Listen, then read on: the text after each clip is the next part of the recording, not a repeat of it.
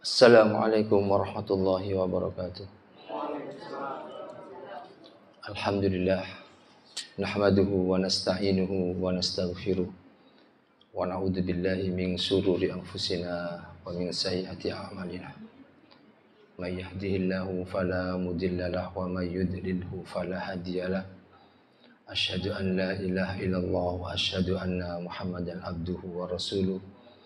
Allahumma salli ala Muhammad wa ala alihi wa sahbihi ajma'in wa man tabi'ahum bi ihsanin ila yaumiddin. Qala Allah ta'ala fil Qur'anil Karim, ya ayyuhalladzina amanu taqullaha haqqa tuqatih wa la tamutunna illa wa antum muslimun.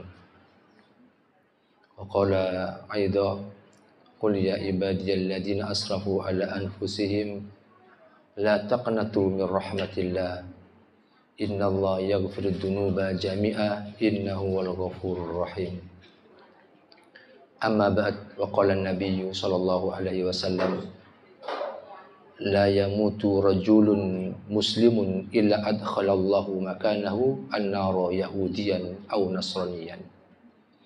Hadirin jamaah Masjid Al-Muttaqin Ranting Wonokusumo, bapak-bapak, ibu-ibu yang semoga senantiasa dirahmati oleh Allah. Puji syukur alhamdulillah senantiasa kita panjatkan kehadirat Allah atas limpahan nikmatnya, karunia-Nya serta inayah-Nya,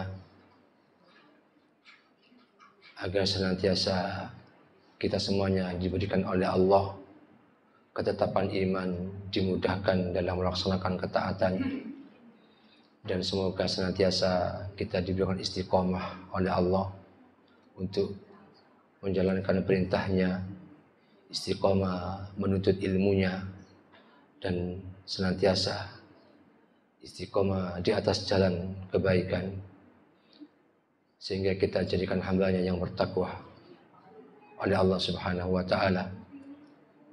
Salawat serta salam senantiasa tercurah kepada junjungan kita baginda Nabi Muhammad sallallahu alaihi wasallam, karena jasa beliaulah umat manusia di muka bumi ini bisa merasakan nikmatnya iman, bisa merasakan nikmatnya Islam.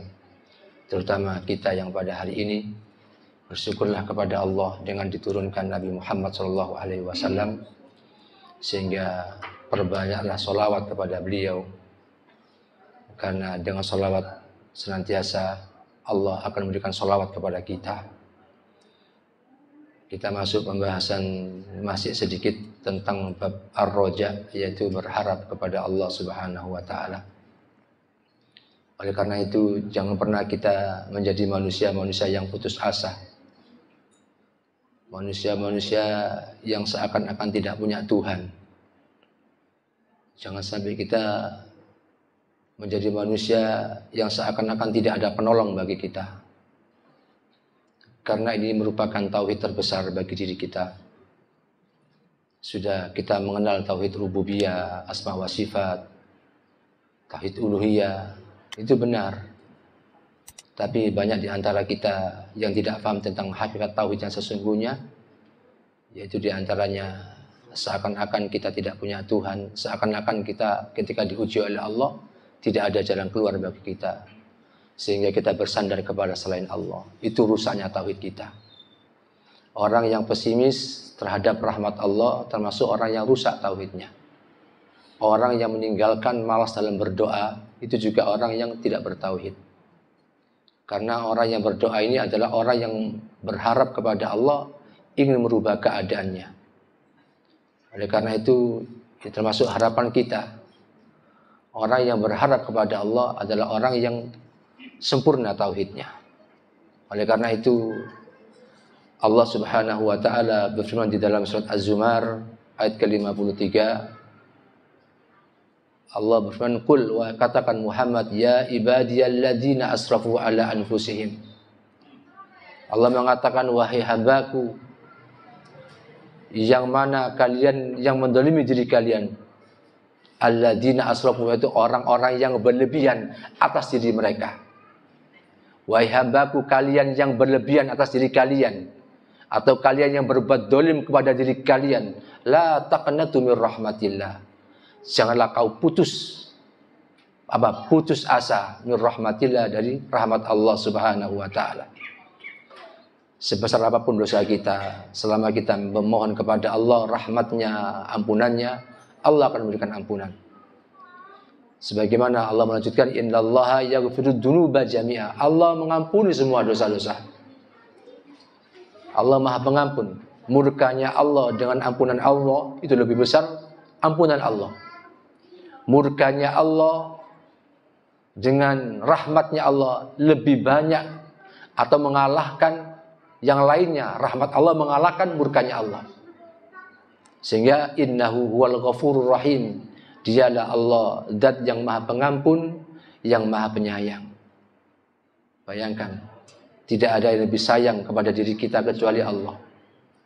Kalau kita perhatikan, kita punya anak, seorang ibu-ibu, ketika bagaimana dia sayangnya kepada anaknya, itu tidak seberapa dengan sayangnya Allah kepada kita.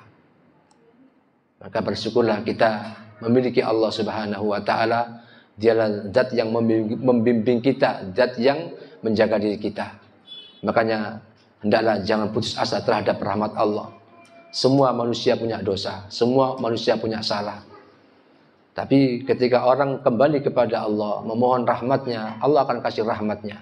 Termasuk diantaranya ampunan Allah, bagian dari rahmat Allah Subhanahu wa taala. Demikian pula di dalam surat Ar-Ra'd ayat ke-6. Wa inna rabbaka ladu maghfiratil linnasi ala dzulmihim. Wa inna rabbaka mongko sak temene pangeran sira iku ladu mongko tetep anduweni maghfiratan, yaiku pengapura linnasi tetep kedue menungso ala dzulmihim ing ngatasi kedolomane nas.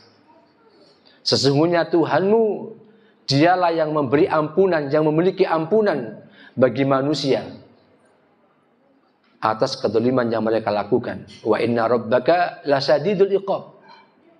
Jadi Allah memiliki ampunan. Kalau nggak minta ampun, kata Allah, sesungguhnya Tuhanmu bukan sekedar dia itu memiliki ampunan, tapi dia adalah zat yang syadidul iqab, sangat keras siksanya. Ini termasuk ancaman. Allah nggak main-main. Makanya Allah ini benar-benar memberikan ampunan dan tidak main-main. Kalau kamu tidak minta ampun kepadaku, sesungguhnya adaku sangat pedih. Makanya la yu'adzibu adabahu ahad wa la yusiku wasaqahu ahad.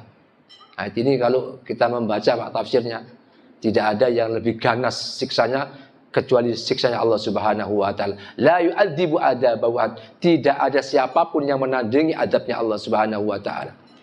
Wa la yusiku wasaqahu ahad, dan tidak ada yang menandingi ikatan Allah, belenggunya Allah. Bagaimana kalau kita melihat orang disiksa? Nyiksa yang sangat mengerikan. Ada orang dipukuli, taruh tengah jalan, digelindes truk, pecah dasnya, keluar otaknya, darahnya keluar, matanya melotot. Ngeri enggak? Ngeri. Enggak tega kita lihat. Itu belum seberapa dengan siksanya Allah. Sangat mengerikan siksa Allah itu. Hanya banyak-banyak istighfar. Kemudian di dalam Sahih Muslim bahwasanya Rasulullah SAW beliau bersabda, la yamutu rajulun muslimun illa adkhalallahu makanahu an-nar. Tidaklah seseorang muslim itu mati kecuali Allah akan memasukkan ke tempatnya an-nara yahudiyan au nasraniyan. Masuk neraka. Kenapa? Karena dia mengikuti Yahudi ataupun Nasrani. Kita hari ini banyak, tidak sedikit anak-anak kita, atau mungkin di lingkungan kita Surabaya, orangnya Muslim, tapi otaknya Nasrani, otaknya Yahudi. Orangnya Islam, tapi muamalah Yahudi, Nasrani. Makanya karena kedua orang tualah yang menjadikan kita Majusi, Nasrani, atau Yahudi. Fa'abawah, yuladu alal fitrah. Setiap anak itu dilahirkan dalam keadaan fitrah. Maka penyebabnya dia Yahudi maupun Nasrani karena kedua orang tuanya.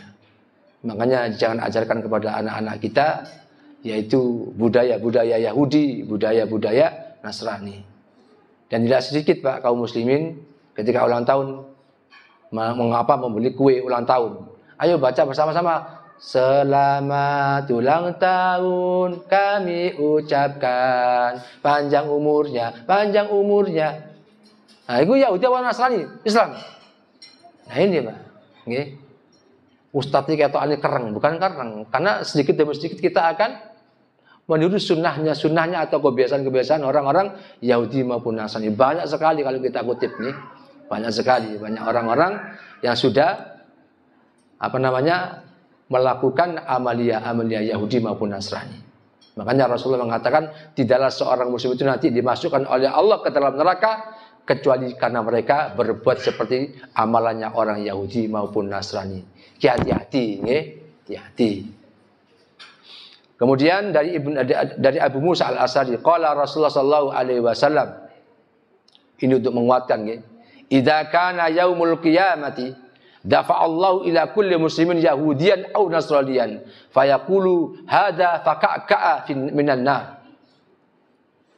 Kata Rasulullah sallallahu alaihi wasallam, idza kana nalikane ono apa yaumul qiyamati, yaiku dina kiamat ketika di hari kiamat ditegakkan oleh Allah. Dafa'allahu ila muslimin, maka Allah membalas setiap orang muslim. Yahudian maupun orang Yahudi, aw nasraniyan ataupun orang Nasrani. Dipanggil orang Islam, orang Yahudi, orang Nasrani. Kemudian Allah mengatakan fayaqulu hadza faka'ka'a minan nar. Selamatkan diri kalian dari api neraka. Nanti ini Rasulullah bersabda, nanti pada hari kiamat Allah berkata kepada orang Yahudi maupun orang Nasrani, demikian pula orang Islam. Selamatkan diri kalian dari api neraka. Sehingga juga demikian pula wa an Umar bin Khattab radhiyallahu taala annahu qadima ala Rasulillah sallallahu alaihi wasallam bisabyi. Ketika itu pernah suatu ketika Umar bin Khattab membawa banyak tawanan perang. Nggih. Fa idza imra'atun minas sab'i tas'a. Ternyata di tengah-tengah tawanan itu ada seorang perempuan. Persempuran idza wajadat sabyan fi sab'i akhadatul falzaqtahu bi batniha fa'arda'athu. Yang mana di tengah-tengah tawanan ini ada seorang wanita yang lagi mencari anak bayinya. Anak bayinya bersama banyak tawanan terlepas. Kemudian dia menggapai ingin dia anakku rek begitu nggih. Anaknya masih bayi. Terlepas dari pelukan ibunya. Kata Ibnu Khattab, ketika kami datang ke kota Madinah membawa banyak tawanan, ada di tengah-tengah kami ada seorang tawanan wanita yang kehilangan anaknya. Kemudian dia sambil menggapai, delei. Sehingga apa? Ketika dia sampai mengambil akhadatu fa'alzaqtuhu bi batniha fa'arda'athu. Maka ketika anaknya sudah sampai di pelukannya, langsung dia menyusuinya. Dipeluk kemudian disusui anaknya. Faqala Rasulullah sallallahu alaihi wasallam. Kemudian Rasulullah mengatakan atarauna hadzal mar'a tarihatun waladaha finnar. Rasul mengatakan, coba perhatikan. Akankah wanita ini akan melemparkan anaknya ke dalam api? Sehingga kulna kami mengatakan karena Ibnu Khattab, la wallah. Enggak mungkin lah. Ada seorang ibu akan melemparkan anaknya ke dalam api, enggak mungkin. Sopo sing teko, gak ono. Sehingga kata Rasulullah faqala Allahu arhamu bi abdihil mu'min min hadhihi ala walidiha. Sesungguhnya Allah itu lebih penyayang daripada seorang beriman daripada seorang ibu ini kepada anaknya. Bayangkan kalau sampean kehilangan anak gitu. Ojo kehilangan. Sama titipno anak sampean nang ngene maratuwa. 1 minggu dak kepetuk anak. Wow, Masya Allah, kangen. Nggih. Punya anak dipondokkan. Nggih. Baru 1 minggu ngomong. Ini alhamdulillah saya punya anak laki-laki dipondokkan nggih, dapat 2,5 bulan ini. Itu pertama kali mondok, istri saya nangis. Cerita sih gagak. Ingin loh anakku begini, ya sakit cintanya. Seorang ibu kepada anak. Ternyata cintanya Allah kepada hamba yang beriman itu lebih cinta daripada seorang ibu kepada anaknya. Makanya jangan pernah kita itu putus asa dengan rahmat Allah. Allah Maha Penyayang. Jangan khawatir. Tapi jangan sampai mentang-mentang Allah Maha Penyayang sehingga kita mudah berbuat dosa. Nanti itu ada perkataan siapa? Yahya bin Mu'ad tentang orang-orang yang senantiasa rojaknya kepada Allah luar biasa, tapi tetap bermaksiat, ini nggak boleh. Kemudian dari sahabat yang mulia Abu Hurairah radhiyallahu ta'ala anhu an Rasulullah sallallahu alaihi wasallam, innallaha kataba ala nafsihi bi nafsihi, bahwasanya Allah mencatat atau mewajibkan kepada dirinya sendiri. Makna kata apa itu bisa bermakna kutiba, dicatat atau diwajibkan. Innallaha kutiba ala nafsihi bi nafsihi. Allah mewajibkan atas dirinya. Dirinya siapa? Dirinya Allah. Qabla ayyakhluqal khalqi. Sebelum Allah menciptakan seorang makhluk. Inna rahmati taghlibu ghadabi. Allah mengatakan sesungguhnya rahmatku, kasih sayangku itu mengalahkan kemurkaanku. Insyaallah kalau Allah murka luar biasa, tsunami, gempa di mana-mana kalau Allah murka. Angin kenceng, angin apa? Angin topan. Itu Allah murka. Allah kirimkan banjir bandang, semuanya. Tapi kalau Allah senantiasa, rahmatnya Allah itu lebih mengalahkan daripada murkanya Allah Subhanahu wa taala. Jadi hendaklah kita senantiasa berhusnudzon kepada Allah. Wa an Anas bin Malik radhiyallahu taala anhu qala sami'tu Rasulullah sallallahu alaihi wasallam yaqul qala Allah taala. Kata Anas bin Malik, saya mendengar Rasulullah bersabda kemudian Allah berfirman. Itu masuk hadis qudsi nggih. Allah berfirman, ya ibni Adam, innaka ma da'utani wa rajautani ghafartu laka ma ala ma kana minka wala ubali. Wahai anak Adam, jika engkau berdoa kepadaku, wa rajautani dan kalian berharap kepadaku, ghafartu laka, tak sepura awakmu. Ala ma kana minka wala ubali, seberapapun dosamu gak peduli.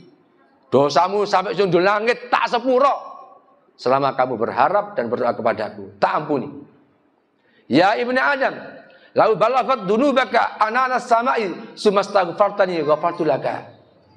Wahai anak Adam, jika sampai kepadamu dosamu sampai seluruh langit dosamu banyak.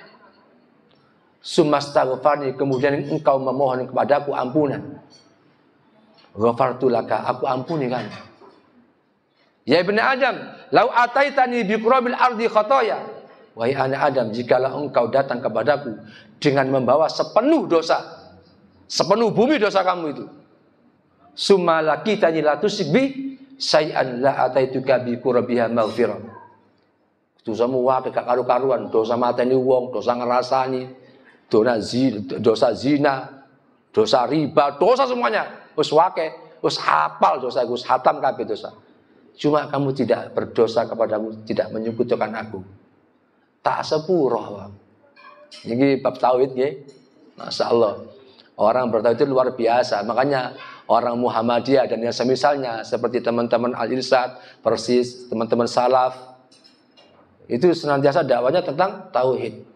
Makanya jangan remehkan tauhid, Pak. Tapi walaupun kita masuk neraka, walaupun masuk surga, tapi kalau transit dulu ke surga neraka, ya gak enak, gak enak. Tapi itu keutamaan diantara orang bertauhid, jangan menyekutukan Allah. Itu tok wis. Menyekutukan Allah bingung, dipelajari apa sih menyekutukan Allah? Ya dipelajari.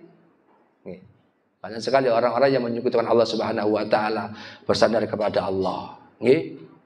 Termasuk kemarin saya bekam orang tuanya teman saya. Sebenarnya saya ini juga pembekam, Bu, Pak.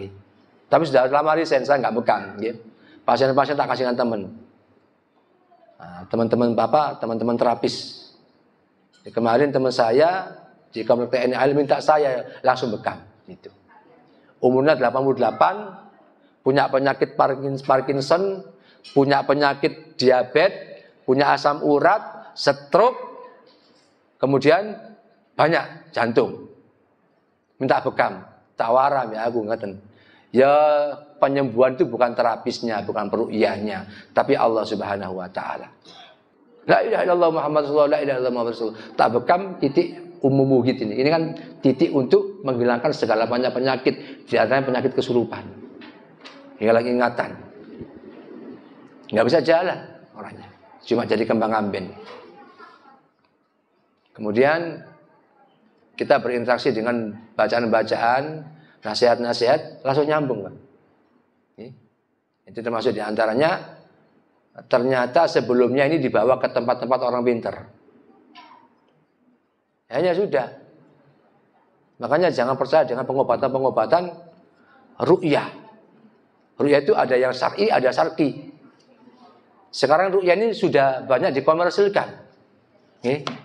Banyak dikomersilkan. Sehingga tidak sedikit orang-orang terjebak dalam perkara syirik. Sudah paham sunnah, sudah paham tauhid.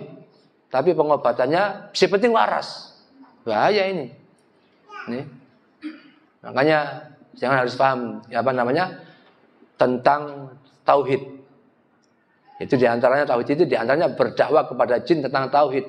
Saya beli di jalan di toko Ude Alim atau progresif itu nggih.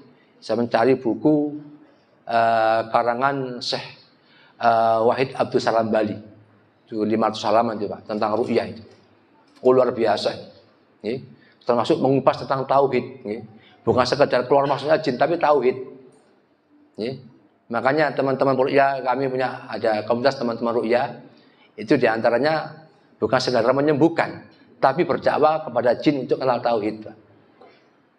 Termasuk diantara jin nasab, sama tuh jin nasab, Pak. Jin nasab itu jin turunan. Jin nasab itu bisa nimbrung di mata, bisa nimbrung di tangan, bisa nimbrung di lisan, bisa nimbrung di otak. Kalau bahasa kerennya indigo, indigo, tulis indigo, tujuh indihome loh ya. Bu indihome kalau internet itu, ini Pak, benar. Jin nasab itu senantiasa membahayakan, tapi yang paling berbahaya adalah jin qarin, jin yang sama dengan kita itu. Itu mengajak kepada kemaksiatan. Indigo ini banyak. Di antaranya banyak orang itu kalau di mata. Ketika masuk ruangan, ada jin. Nah. Kata orang Jawa, hebat lagi kelebihan. Itu salah, justru kekurangan. Karena dia sudah masuk ke alam jin. Ini warisan orang tua kita.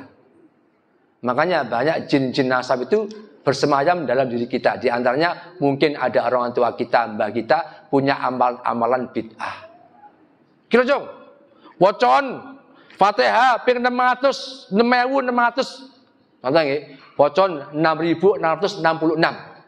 Maca Fatihah gak ambekan, ya meletet, Pak. Umpama gitu nih. Ini masuk khodam ini. Khodam itu perewang, ini jin qarin ini. Jin nasab, jin indigo. Tergantung niatnya. Sampai pengen apa? Aku pengen dibaca nak mempan, waca niki. Nah, sudah masuk itu. Bisa jadi nanti mbahnya enggak kebal, tapi nanti jinnya cari anak cucunya. Dibaca enggak mempan. Ada seperti itu. Mungkin niatnya supaya dia berwibawa. Ngomong itu enak. Ada amal seperti itu. Supaya bagaimana dia itu kalau megang sesuatu mesti terjadi. Ada, Pak, orang tukang pijet gak pernah kursus pijet, gak tahu titik akupuntur, titik meridian, tapi ketika disekeluntak, waras. Jinnya itu nempel di tangan. Gak tahu belajar kursus mijet. Mulai nom sampai rabi, mek masak gak tahu enak. Moro-moro wis tuwek, juara telu, Dik, masamu kok enak, Dik? Hati-hati lho nggih. Ya. Bukan berarti marung masak enak, marung ono jin ndak nggih, mboten. Waduh, ono jin rek ndak. Jadi ini melebar sedikit nggih, hati-hati nggih. Makanya syirik itu kemana-mana. Syirik kemana-mana nggih. Makanya sampean jangan merasa puas dengan rububiyah, asma wa sifat, uluhiyah, jangan puas sampean. Nggih. Kemana-mana setan itu. Mulai ru'yah, mulai tidur sampai itu harus paham tentang tauhid. Termasuk roja ini, berharap kepada Allah. Nggih. Kita sedikit sekelumit tentang bagaimana kita memahami tentang jin-jin nasab, indigo. Ada, Pak, orang itu, teman-teman kami itu dulu baca doa, termasuk wiritan supaya suaranya merdu. Ada tirakatnya. Allahumma inna nas'aluka kasauti Daud, itu doanya ya, itu melekan selama semalam suntuk puasa mutih. Jadi suaranya bagus. Dulu tuh kalau suara bagus kan biasanya pakai apa? Sing di hidung itu namanya gura. Nah, dulu kalau gura itu ke sana ke Bangil sama Yai. Saya punya Yai di sana di Bangil. Kalau Jumat lagi ke sana di Gura. Jadi sampai jam 12 malam. Berangkat habis asar ke sana ketemu teman-teman, nostalgia, reunian sambil Gura. Langsung metu apa? Gura. Itu juga nanti dikasih amalan sama kiainya. Ki wocon setiap dino iki wocon. Nah, itu bisa masuk jin indigo itu. Suaranya kok enak. Oh, berarti mek suaranya enak berarti ono jin ndak begitu nggih. Bagaimana cara menghilangkannya? Cukup kita doa pagi sore dan kita minta kepada Allah, ya Allah, jika ada amalan-amalan orang tua kami atau nenek moyang kami yang mereka beramal tidak sesuai dengan sunnah-Mu ya Allah, maka putuslah mata rantai jin-jin yang melekat dalam diri kami. Putus, Pak. Itu teman-teman kami termasuk satu Daifa yang ada di Sidoarjo itu juga demikian, gitu. Gampang, ru'yah itu gampang sebenarnya. Siapapun harus bisa meru'yah, enggak harus datangkan peru'yah. Seperti sampai berdoa kepada Allah, bertauhid, sudah jin otomatis hilang. Dan hindari maksiat. Ketika maksiat datang, jin sudah mulai masuk itu. Makanya banyak istighfar kalau kita maksiat. Langsung irja kembali kepada Allah Subhanahu wa taala. Sekelumit tentang jin korin gitu. Tentang tauhid sebenarnya ini gitu. Insyaallah kapan-kapan kita mengutip tentang pembahasan tentang alam-alam jin. Saya punya bukunya, Masya Allah. Kemudian ma'asyiral muslimin rahimani wa rahimakumullah, qala Yahya bin Mu'ad min a'damil ightirar indi. Menurutku penipuan yang paling membahayakan, ightirar indi. Penipuan, ya, tipu daya bagi saya yang paling berbahaya itu adalah at-tamadi fi dzunub ma'a rajail maghfirati. Yaitu orang terus-menerus berbuat dosa, tapi dia berharap pahala. Dosa terus, tak apa-apa, Allah Maha Pengampun. Itu penipuan yang paling berbahaya. Senantiasa berbuat dosa terus, tapi dia berharap ampunan. Min ghairi nadamatin, tanpa ada penyesalan. Tak apa-apa wis, engko istighfar tak wis rontok, enggak boleh. Kata Yahya bin Mu'ad. Kemudian wa tawakkul qurba binallahi ta'ala bi ghairi ta'atin. Kemudian dia senantiasa mau mendekat kepada Allah, pengen parek, kepengin dekat kepada Allah, tapi apa? Bi ghairi ta'atin, tanpa melakukan perbuatan taat. Lihat orang-orang itu, nggih. Mohon maaf. Biasanya kalau mulutan iki, Pak, nggih, banyak orang itu rame masjid. Rame gak karu-karuan. Sing wong sing gak tahu salat wis sapa masjid. Supaya dapat syafaat Nabi Muhammad sallallahu alaihi wasallam. Maunya dekat kepada Allah. Mbak awakmu dekat dengan Nabi Muhammad, insya Allah ditolongi ambek Allah. Allah sungkan kepada orang yang membaca sholawat kepada Nabi Muhammad, tapi nggak tahu sholat. Min ghairi taatin. Banyak orang seperti itu, Bang. Mek mulutan tok, mek posoan, baru marek kepada Allah, dekat kepada Allah. Tapi kesehariannya penuh dengan dosa. Itu termasuk tipu daya, ikhtiror. Wantidaru zarul jannah bibadin nar. Orang yang berharap untuk panen surga, tapi mereka menanam benih neraka. Hati-hati nih, nggih. Pengen surga, tapi apa? Tapi dia berbuat amal neraka. Awas, hati-hati. Wa talabu darul muti'in bil ma'asi. Yaitu orang-orang yang berharap di rumahnya orang-orang yang taat, Darul Muti'in, ya, berharap mendapatkan rumah-rumah yang orang-orang yang berbuat kebaikan, tapi bil ma'asi, nggak bisa, tapi selalu bermaksiat. Wanti darul jaza bighairi amalin, berharap pahala tapi nggak pernah ngelakoni kebaikan, nggak bisa. Dan pengen dapat pahala tapi nggak pernah berbuat baik, nggak bisa. Wa tamanni 'ala Allah ma'al ifrat, dan berharap kepada Allah tapi lalai kepada perintah Allah. Bohong besar ini. Ini. Makanya tarjun najata walam taslik masalikiha. Orang yang berharap keselamatan tetapi tidak dia berjalan di jalan keselamatan, maka omong kosong. Inna safinata la tajri 'alal yabis. Sesungguhnya perahu itu tidak akan pernah berjalan nggih, alal yabis, kepada orang yang tidak menjalankannya. Bisa orang itu naik perahu, tapi perahunya nggak dijalankan. Nggak bisa. Kalau perahu itu mau jalan, diayu, melaku. Kalau sampai mau masuk surga, ya beramal. Kalau sampai mau minta ampun, ya minta ampun. Kalau mau diampuni oleh Allah dosa-dosa kita, ya minta ampun. Begitu, nggih. Ini perkataan para syair-syair Arab. Kita masuk tentang bab khauf. Sudah masuk nih. 34 nih, maksudnya kurang 10 menit. Al khauf sautullah yasuku bihi ibadi ilal ilmi wal amali. Khauf itu adalah cambuknya Allah.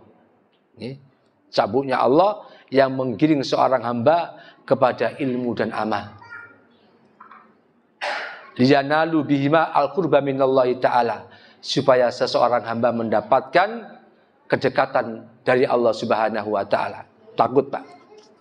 Rasa takut itu adalah apa? Cambuknya Allah untuk menggiring seorang hamba supaya dia menuju kepada ilmu dan amal. Makanya kalau orang ketakutan, ditok tapi nggak beramal, nggak bisa. Orang takut itu mesti harus dia beramal dan harus meniti ilmu. Nggak bisa kita memiliki rasa takut tapi nggak punya ilmu, nggak bisa. Harus punya ilmunya. Gitu, wa huwa ibaratun min ta'lifil qalbi wa ihtiraqihi. Itu seperti ibarat apa namanya? Cerita hati dan kegundahannya. Disebabkan apa? Tuqi makruhin fil istiqbal. Disebabkan karena terjatuh pada perkara-perkara yang tidak disukai sehingga dia menghadap pada perkara yang baik. Wal khaufu walladzi yakufu al jawari anil ma'asi.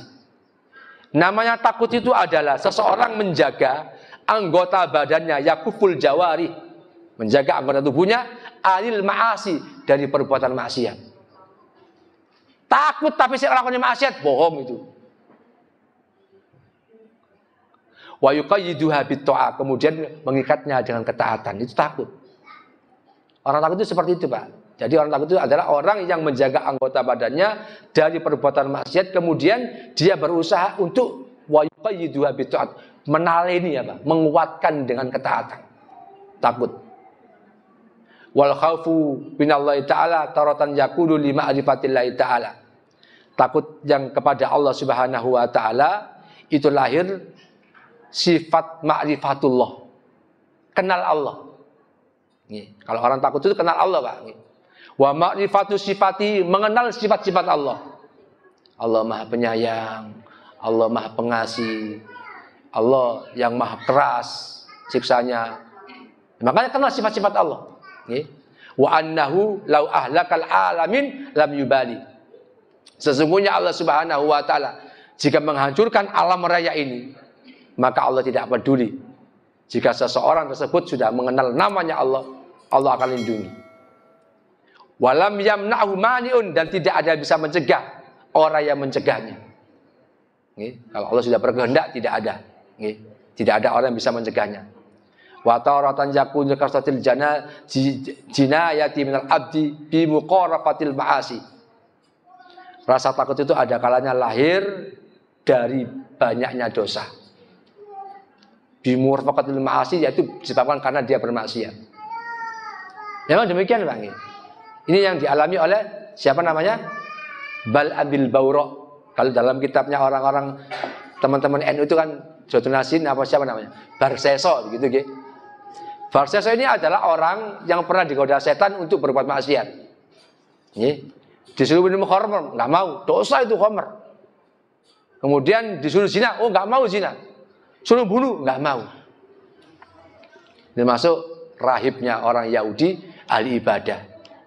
Dia melakukan dosa kecil, sehingga dengan dosa kecil dia berbuat dosa besar. Pertama minum khamr. Habis minum khamr hanya memperkosa. Habis memperkosa hanya membunuh. Kan begitu nggih? Jadi kalau dalam cerita dalam hadis Nabi namanya Bal Abil Baur, rahib-rahibnya orang Yahudi yang mana dia dititipkan seorang wanita cantik. Kenapa? Karena ada seorang dua saudara ini punya adik perempuan cantik. Kita gowo gak enak ini. Ya Pak, adik kita titipkan kepada rahib yang orang yang alim. Siapa itu? Barseso. Jadi dititipkan akhirnya. Barseso nggak mau, enggak, saya nggak mau kena fitnah. Hanya apa? Ditaruh di tempat berbeda. Tapi setiap dia turun ibadah, dia melihat wanita itu. Saking tergodanya, Pak, hanya berbuat dosa. Diperkosa, karena takut, karena dia ahli ibadah, hanya membunuh. Hanya apa dia? Barseso, orang yang aslinya taat, karena tergoda dengan minuman khamr, karena membisikkan setan dalam perasaannya. Awakmu tuh kalau mau ibadah, pengen nikmat. Kalau kamu nggak punya dosa, istighfar kamu tidak bermakna. Kan begitu, Pak? Percuma kalau astagfirullahaladzim, dosamu apa? Nggak nikmat, dosa dhisik. Ketika kamu berdosa, ketika kamu meminta kepada Allah ampunan, nikmat rasanya. Seringan dengan dosa-dosa hanya meneteskan air mata, nikmat. Sehingga apa? Masa aku kate mati ini, masa kate zina, kan dosa besar itu. Ya ngicipi khamr. Gitu nih kalau dalam kitab apa? Kitab Zulatul Nasin nih. Itu kitab Israiliyah kan sebenarnya. Apa namanya? Cita-cita Israiliyah. Kita tidak membahas tentang sahih dan tidaknya, tapi ada ibrah di sini pelajaran. Sekecil apapun dosa itu kalau kita ramaikan kecil itu bisa membakar dosa-dosa akan merambat kepada dosa-dosa besar. Wah, nggak apa-apa, dosa cilik nggak apa-apa, bahaya. Kita meremehkan sekecil apapun dosa itu akan merembet kepada dosa besar. Sebagaimana Barseso aja berbuat dosa besar karena meremehkan dosa kecil, minum khamr. Ini demikian, Pak. Jadi orang-orang yang senantiasa takut kepada Allah Subhanahu Wa Taala itu disebabkan karena berbuat dosa. Sehingga dengan berbuat dosa dia punya dosa, sehingga dia nikmat untuk beristighfar kepada Allah. Wa taratan tayakunu bihima jami'an. Bisa lahir rasa takut itu karena dosa, juga karena apa, Pak? Karena ketaatan kepada Allah Subhanahu Wa Taala.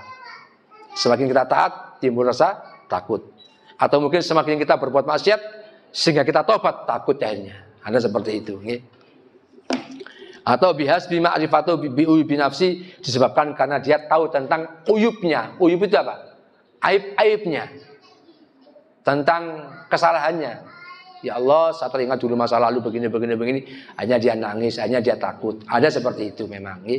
Makanya jenengan yang saat ini sudah dikasih taubat oleh Allah, kembali kepada Allah, berbuat baik kepada Allah, teringat dosa-dosa yang lalu, maka hendaklah kita takut kepada Allah. Makanya kalau orang itu selalu memikirkan kesalahannya, Pak, tidak akan mungkin ngurusi orang lain. Karena apa? Urusannya si akeh. Masih banyak urusan dia dengan Allah Subhanahu Wa Taala. Sehingga apa? Wa ma'rifatu bijalalihi ta'ala wastighnaihi. Sehingga dia mengenal Allah dengan keagungannya dan dia mengenal Allah dengan maha kayanya Allah Subhanahu Wa Taala. Sehingga wa annahu la yas'alu amma yaf'alu wa hum yas'alun. Tidak ditanya tentang apa yang dilakukan. Ketika orang sudah bertobat, Allah nggak tanya, karena dia sudah bertobat. Takunu kuwatan khaufi fa akhafu nasa li rabbi a'rafim bi nafsi wa rabbi. Orang yang senantiasa kuat rasa takutnya kepada Allah, maka dia adalah orang yang mengerti dirinya dan mengerti Tuhannya. Walidhalika qala, sebagaimana Rasulullah sallallahu alaihi wasallam bersabda, wallahi inni la'alamuhum billahi wa asaddum lahu khasyatan. Demi Allah, kata Rasulullah, akulah orang yang paling takut kepada Allah Subhanahu Wa Taala. Akulah orang yang paling orang yang paling faham kepada Allah. Siapa Allah itu? Dan saya adalah orang yang paling takut kepada Allah. Maka dari itu dikatakan oleh Imam As-Sa'di, ya alim, qala innamal alim bin mayyakhshillah. Wahai orang-orang alim, sesungguhnya alim itu adalah orang yang takut kepada Allah. Wongnya alim tapi gak wedi ya Allah, bohong. Wa dzalika liqauli ta'ala, sebagaimana Allah berfirman di dalam surat Fatir ayat ke-28 nggih. Innama yakhshallaha min ibadil ulama. Sesungguhnya yang takut kepada Allah dari hamba-hambanya yaitu orang-orang yang berilmu. Innallaha azizun ghafur. Sesungguhnya Allah zat yang maha mulia dan maha pengampun. Nah, termasuk orang takut kepada Allah itu punya ilmunya. Kalau orang semakin banyak ilmunya, semakin takut kepada Allah. Ini ada orang baca innama yakhshallaha, dibaca innama yakhshallahu. Jadi berubah makna. Sesungguhnya Allah takut kepada orang-orang yang memiliki ilmu. Seharusnya dibaca mansub, dibaca rofa. Makanya kita break dulu.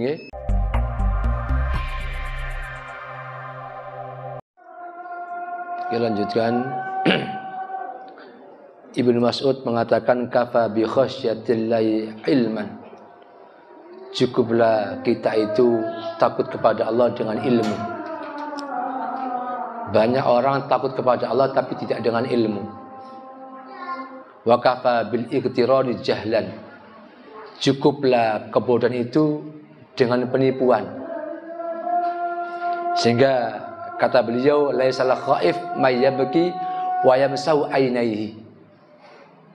Yang namanya orang takut itu laisal khaif may yabki wa yamsi ainaihi. Yang namanya orang takut itu bukan orang yang dia menangis kemudian meneteskan air matanya, bukan. Karena banyak orang nggak nangis, nangis no. Ini memang acara-acara kegiatan-kegiatan itu nangis di atas panggung. Kita berzikir bersama nangis-nangis, bukan itu. Kata siapa? Kata Ibnu Mas'ud. Yang namanya orang takut itu adalah orang yang tidak nangis dengan meneteskan air mata, bukan itu sebenarnya. Bal man yatruku ma yakhafu ayu aqiba alaihi. Yang dinamakan orang takut itu adalah orang yang meninggalkan apa-apa yang mengkhawatirkan sehingga dia takut untuk disiksa oleh Allah. Takut itu. Ini bukan netes air mata. Walaupun itu penanda juga, air mata itu juga penanda takut. Kemudian Zinnun al-Misri mengatakan mata yakul abdu khaifan. Kapan seorang hamba itu takut kepada Allah? Idza nazala nafsahu manzilatan as-saqim alladhi yahtama makhafatun tulas saqami. Yaitu jika seorang hamba yang menjadikan dirinya seperti orang sakit. Jadi orang takut itu orang menjadikan dirinya seperti orang sakit sehingga sakitnya senantiasa berkepanjangan. Itu orang yang takut. Kemudian Abul Qasim mengatakan man khafa sa'an haraba min. Abul Qasim Al-Hakim mengatakan barang siapa yang takut dia akan lari dari sesuatu yang dia takuti. Ini Pak, bedanya kita takut kepada Allah dengan takut kepada makhluknya Allah. Kalau sampean takut kepada macan, sampean akan menjauhi macan, lari, takut diterkam. Kalau jenengan takut kepada ular, semakin jauh. Itulah. Tapi wa man khafa Allah haraba ilaihi. Tapi kalau seseorang takut kepada Allah, dia enggak malah lari dari Allah, malah dia merapat kepada Allah. Itu Pak, keutamanya beda nggih. Kalau kita takut kepada sesuatu, takut kepada makhluk, takut kepada perampok, takut kepada penjahat, kita lari. Jangan sampai kita dekat dengan perampok. Kalau kita takut kepada api, ojo parak-parak dengan api, mau kobongan. Tapi kalau seorang hamba takut kepada Allah, dia semakin dekat kepada Allah. Ini Pak nggih. Kata siapa? Kata Abul Qasim Al-Hakim. Kemudian Al-Fudail bin Iyad mengatakan, "Idza qila laka," jika kamu dikatakan orang, "Hal takhafullah." Awak dhewe nggih. Kalau misalnya kita ada orang mengatakan kepada kita, "Kamu takut kepada Allah." Kamu ditambah Allah. Apa kata Fudail bin Iyad? Jawablah faskut, maka diam. Bila ada orang berkata kepada kita, kamu takutlah kepada Allah. Diam, enggak usah jawab. Fa innaka idza qulta na'am. Kamu takut kepada Allah? Iya, aku diam ya Allah. Apa kata Fudail bin Iyad? Kadzabta, bohong kamu. Wa idza qulta la kafarta. Kamu mau diam ya Allah? Enggak wedi. Kafarta, maksud kamu kufur. Kau nabi Allah kok kawat dia apa sih kau? Tapi kadang mengatakan jika kamu takut kepada Allah, kamu takut kepada Allah, ya saya takut, bohong. Makanya kalau ada orang mengatakan kamu nggak takut sama Allah, diam, gak usah dijawab. Kata siapa? Kata Fudail bin Iyad. Kalau mengatakan iya aku diam ya Allah, itu berarti kamu bohong. Bagaimana Pak? Diam, gak jawab iya, gak jawab enggak. Kata siapa? Kata Fudail bin Iyad. Maka dari itu, ma'asyiral muslimin rahimani wa rahimakumullah, mari kita bangun rasa takut kita kepada Allah gitu. Dengan cara apa? Menjauhi maksiat. Kalau kita terjebak dalam maksiat, langsung kembali kepada Allah. Kenapa? Karena khauf dan roja ini selalu bergandengan gitu. Kita terjerumus dalam perkara dosa, ya harus bersedih gitu. Kemudian berharap kepada Allah ampunan Allah gitu. Allah itu Maha Pengampun gitu. Tapi kata Yahya bin Mu'ad, jangan kamu itu seperti orang selalu berharap ampunan Allah tapi tetap tegak di atas kemaksiatan, jangan, nggak boleh. Okay? Mungkin hanya ini yang bisa kami sampaikan. Mudah-mudahan bermanfaat. Aku qauli hadza fa astaghfiru innahu wal ghafurur rahim. Assalamualaikum warahmatullahi wabarakatuh. Saya buka sesi tanya jawab. Mungkin ada yang mau tanyakan dari bapak-bapak atau ibu-ibu tentang bab takut atau bab rojak atau yang lainnya. Monggo apa? Yang pernah kami sampaikan, entah tentang bab jin atau apa, nggak apa-apa, Yang mau tanya, nggak ada pertanyaan? Ada, monggo. Pakai mic, Assalamualaikum. Ini Ustaz, saya mau nanya tentang ruqyah itu. Dan salah satu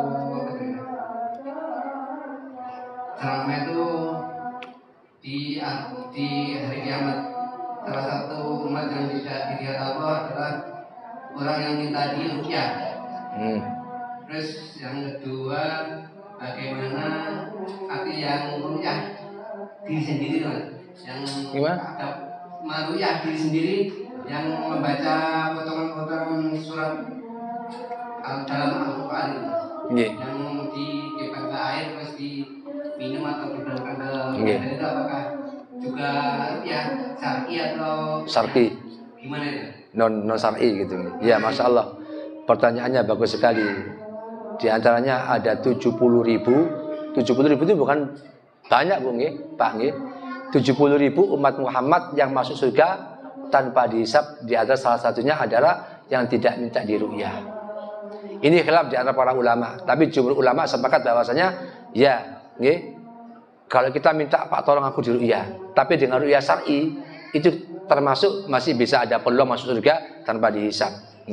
Tapi banyak yang membatalkan, termasuk minta ruqyah pun nggak boleh sebenarnya.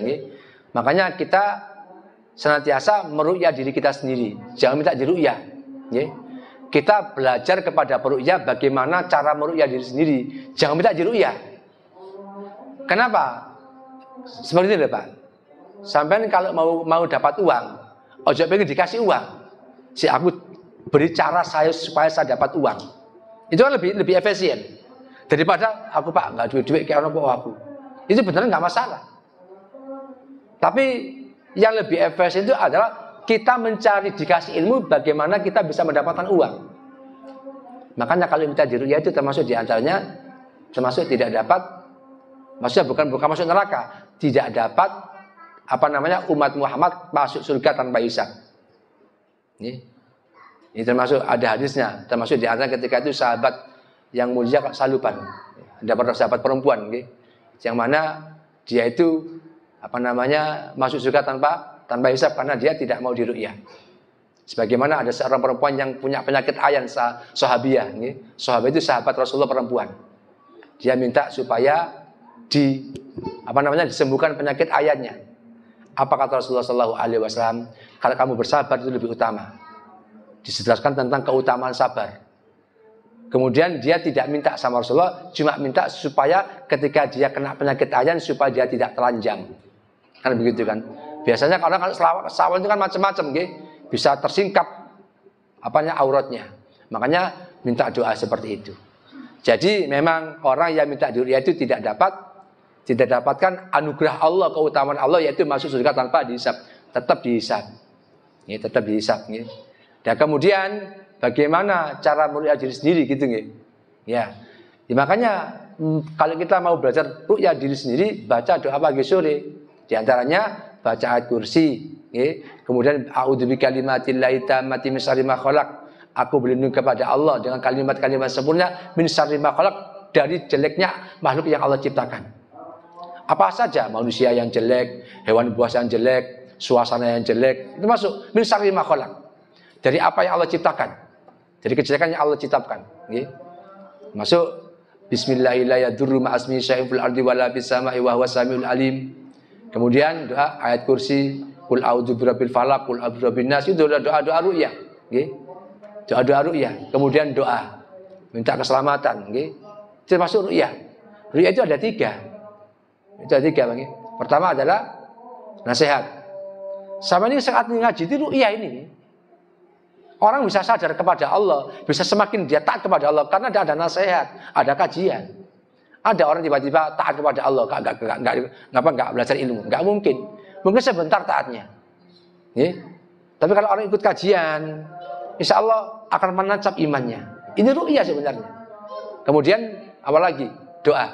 Berdoa kepada Allah, ini ru'yah.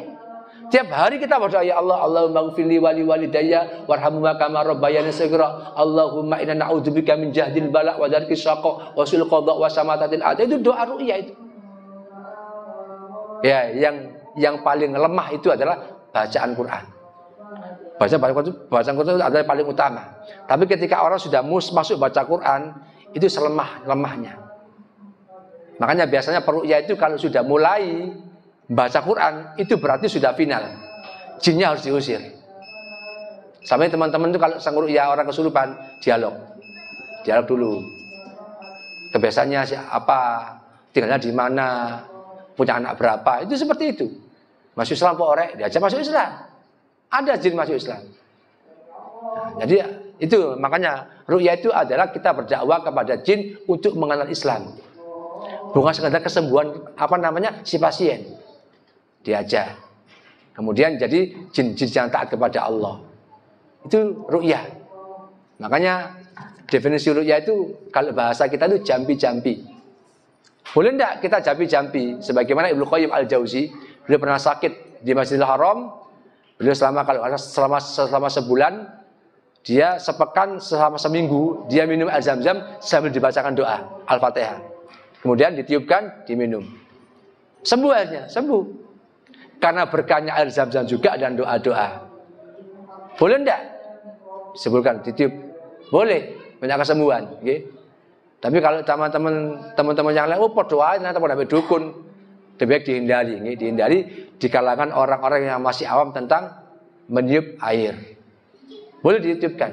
Sebagaimana Rasulullah juga seperti itu ketika meruqyah. Okay? Juga dengan apa? Dengan ludah. Nah, di ludah ini dimasukkan debu, diusapkan. Itu ruqyah juga. Okay? Jadi ruqyah itu bisa ditepuk-tepuk. Sama sakit, sini punggung sakit, dibacakan doa. Qul a'udzu birabbil nas sampai selesai. Atau a'udzu bikalimatillahi tammati min syarri ma khalaq, seperti itu. Anak kita nangis, okay? Bisa mungkin nangis karena mau pipis, karena haus, atau mungkin ada gangguan. Tapi anak kecil itu rentan gangguan jin, rentan sekali. Makanya jangan lupa ketika tidur ditepuk-tepuk, dibacakan ayat kursi, ditiup. Itu ruqyah, okay? Kalau kita di ruqyah orang bagaimana Ustaz? Apakah masuk surga tanpa hisab? Bisa. Contohnya kalau kita tidak minta di ruqyah, itu bisa. Tiba-tiba ada orang kepada kita di ruqyah, a'udzubillahi minasyaitonir rajim, didoakan. Berarti kita tidak minta. Okay? Maksudnya yang tidak dapat masuk surga tanpa hisab itu minta, tolong pok aku ruqyahan. Nah itu nggak dapat. Tapi ketika ada orang datang kepada kita, sakit apa sampean Mas? Iki loro, a'udzubillahi minasyaitonir rajim. Baca doa ruqyah nggih. Allahumma antas syafi la syifaa illa syifauka. Nggih. Isfika la syifaa illa syifauka syifaan la yughadiru saqaman. Nggih, syafaqallah itu juga doa ruqyah. Semoga Allah menyembuhkan dirimu. Itu doa ruqyah itu. Nggih. Ruqyah itu bukan sekadar baca ruqyah, gini enggak, nggih. Makanya ruqyah yang profesional itu enggak langsung dibacakan doa. Tanya dulu. Nggih. Sampai pernah mimpi apa? Mimpi jatuh, dikejar-kejar orang, dikejar ular. Nah, contohnya itu tanya dulu. Mimpi apa? Menggapai sampai ke langit. Nah, bisa terbang. Itu juga bagian daripada gangguan. Nah, jadi orang gangguan jin itu macam-macam. Enggak malas ngaji, malas untuk sholat, malas berbuat taat, itu juga gangguan sebenarnya. Tapi tensinya rendah. Makanya bagaimana supaya kita tuh kuat imannya, on fire lagi imannya, ikut kajian. Makanya kajian itu sangat luar biasa. Makanya Rasulullah itu banyak meruqyah sahabat, tapi dengan nasihat. Ya ini hadis Nabi itu ruqyah. Al-Quran itu ruqyah. Doa-doa ruqyah. Makanya mendengarkan Al-Quran, mendengarkan hadis-hadis Nabi itu ruqyah sebenarnya. Tidak sesempit apa yang kita bayangkan. Ruqyah itu begini. Enggak. Bukan ruqyah itu namanya. Ruqyah itu termasuk baca-bacaan, kajian itu ruqyah. Begitu. Ada lagi pertanyaan? Cekap nggih. Alhamdulillah, mudah-mudahan bermanfaat. Kita tutup kajian kita dengan doa. Nggih. Oh, ada lagi nggih, monggo. Tentang poligami, Ustaz. Oh, poliklinik. Sedikit aja, Ustaz. Nggih, mboten apa-apa, silakan. Nggih, mboten apa-apa. Seorang suami jika ingin berpoligami.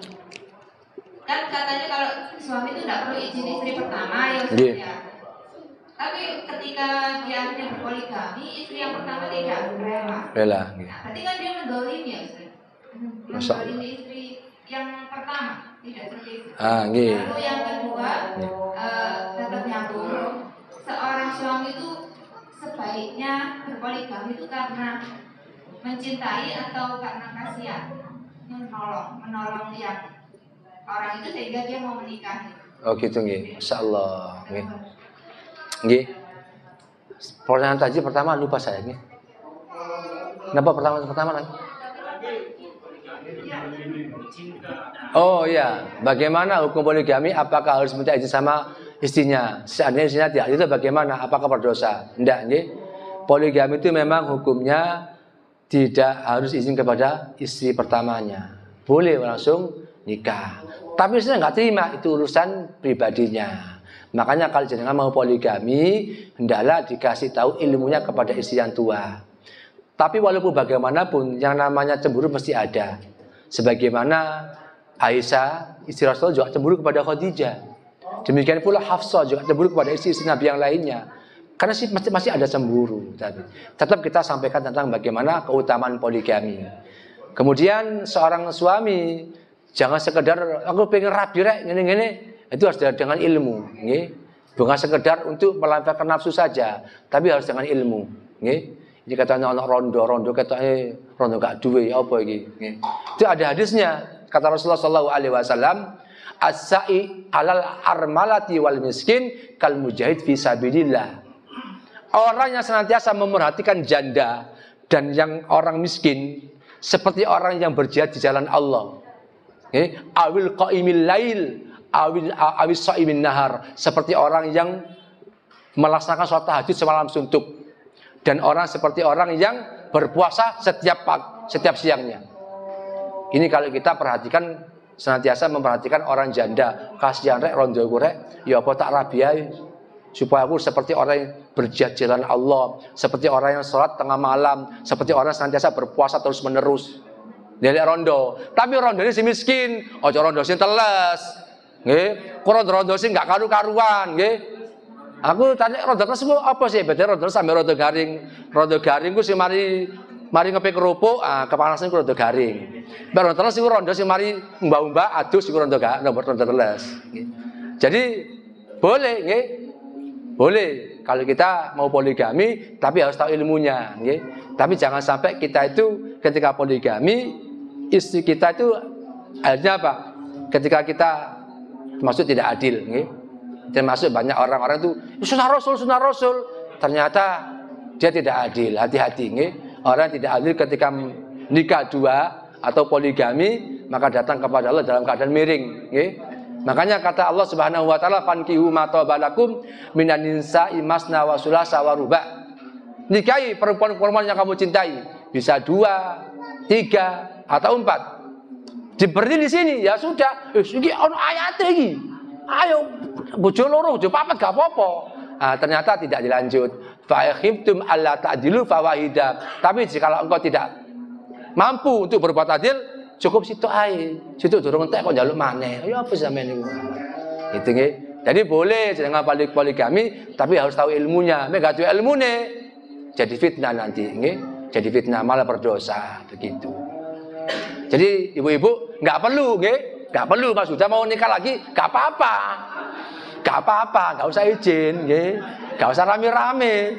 Masalah kok piring pecah ngene pawon urusannya dudu urusan ustaz, urusan sampean dhewe kan ngoten nggih. Nah, ini contoh saja. Katanya bapak mau bahas masalah poligami kok guyang-guyu bapak-bapak. Nggih. Nah, niki nggih. Apa? Niku nggih. Masya Allah, nggih. Mudah-mudahan kita semuanya oleh Allah diberikan kemudahan. Mudah-mudahan kita senantiasa diberikan istiqomah di atas kebaikan dan mudah-mudahan diberikan ilmu yang bermanfaat. Bisa paham ibu-ibu nggih? Jelas nggih? Alhamdulillah. Kita tutup kajian kita dengan doa kafaratul majelis. Subhanakallahumma wa bihamdika asyhadu an la ilaha illa anta astaghfiruka wa atubu ilaik. Assalamualaikum warahmatullahi wabarakatuh.